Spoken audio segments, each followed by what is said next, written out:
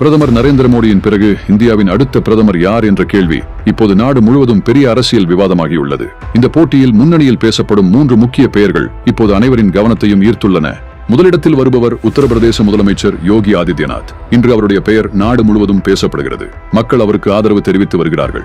தெளிவான சிந்தனை, திடமான முடிவுகள், சட்டம் ஒழுங்கு விஷயங்களில் தயக்கமில்லாத நடவடிக்கை அவரின் முக்கிய அடையாளமாக பார்க்கப்படுகிறது. அதனால்தான் நரேந்திர மோடியின் பிறகு இந்தியாவின் பொறுப்பை யோகி ஆதித்யநாத் ஏற்கலாம் என்ற கருத்து பல இடங்களில் வலுப்பெற்று வருகிறது. அடுத்ததாக தன் செயல்பாடுகளால் நாடு முழுவதும் தனித்த அடையாளம் உருவாக்கியவர் நிதின் கட்கரி.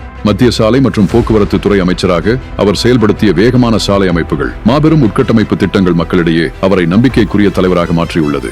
வளர்ச்சி அரசியலின் முகமாக நிதின் கட்கரியை பலர் பார்க்க தொடங்கியுள்ளனர். இந்த பட்டியலில் 3வது முக்கியமான பெயர் மத்திய உள்துறை அமைச்சர் அமித் ஷா. கட்சியின் தேர்தல் வியூகம், அமைப்புசார் கட்டுப்பாடு மற்றும் தேசிய பாதுகாப்பு விஷயங்களில் அமித் ஷாவின் பங்கு மிகவும் முக்கியமானதாக உள்ளது. நரேந்திர மோடியின் நெருக்கமான நம்பிக்கையாளர் என்ற பெயரும் அவருக்கு பெரிய பலமாக பார்க்கப்படுகிறது. பிரதமர் நரேந்திர மோடிக்கு பிறகு இந்தியாவின் அடுத்த பிரதமர் யாராக இருக்க வேண்டும் என்ற உங்கள் கருத்தை கமெண்டில் கூறுங்கள்.